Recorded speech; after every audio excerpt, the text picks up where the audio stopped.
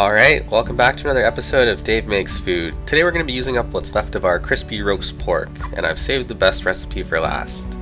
Traditionally, sisig is a Filipino dish made up of finely chopped pig head parts and chicken liver, but today we're just going to be using roast pork, so I'm going to call this the Canadian version. Begin by finely chopping up your aromatics. We're going to be using ginger, garlic, and shallots. I noticed a lot of recipes online don't include ginger, but I don't see why you wouldn't add it. It will certainly help cut the richness and add a delicious flavor, and it always pairs incredibly well with garlic and onions.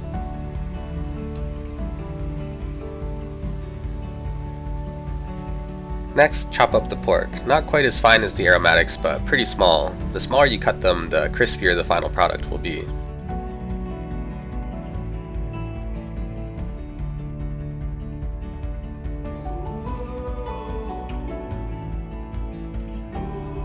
Once the chopping is done, add everything to a pan over medium heat. Add a good amount of black pepper, and just let it cook slowly. The fat will slowly render, and the garlic, ginger, and shallots will slowly caramelize.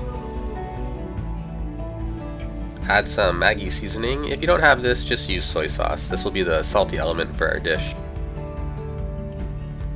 Once the pork starts to become crispy, create a hole in the middle. We're going to be adding an egg.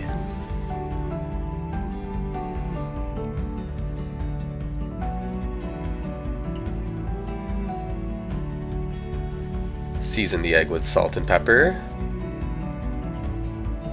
I also decided to add some bias cut green onions. These are definitely optional, but I think they really help to add some color and freshness to the dish. All that's left to do is crisp up the bottom layer of pork and cook the egg however you like. Mine will be pretty runny. Whenever I go to a restaurant and order this, it comes on a sizzling plate, so I'm just going to serve mine in the pan at home. Garnish with your Canadian calamansi and chili peppers.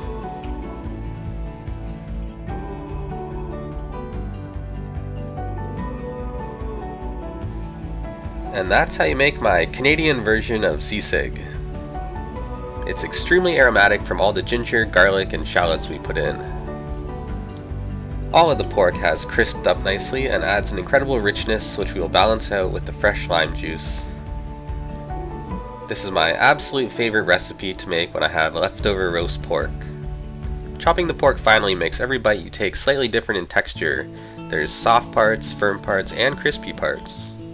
The dish has a flavor profile of mostly rich pork flavor, but it's complemented nicely by all the aromatics and balanced with the lime juice. The egg works really well to tie everything together. I should probably mention this dish is meant to be eaten with a pile of white rice. I hope you give this recipe a try the next time you have leftover roast pork, since it doesn't really heat up that well the next day. Thank you very much for watching, and I'll see you tomorrow for another recipe.